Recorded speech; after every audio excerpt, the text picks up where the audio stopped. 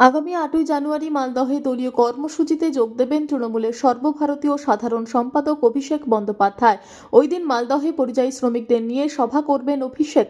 পুরাতন মালদহের নারায়ণপুর এলাকায় 12 নম্বর জাতীয় সড়কের ধারে জলঙ্গা এমএসকে ময়দানে সভা করবেন তিনি। সভায় বিজেপি শাসিত রাজ্যগুলিতে বাংলা বলায় কাজ হারানো বা সন্ত্রাসের মুখে পড়া পরিযায়ী শ্রমিকরা উপস্থিত থাকবেন। আজ সকালে মালদহে সভাস্থল পরিদর্শন করেন জেলা তৃণমূল নেতৃত্ব। মালদহের অন্তত 2 থেকে 3 হাজার পরিযায়ী শ্রমিক ভিন রাজ্যে গিয়ে সমস্যার মুখে পড়েছেন। মালদহে কর্মসূচিতে তাদের সঙ্গে কথা বলবেন অভিষেক। দলের জেলা সভাপতি অবশ্য দাবি করেছেন, ভোটের আগে নয়, তৃণমূল সবসময় পরিযায়ী শ্রমিকদের পাশে থেকেছে।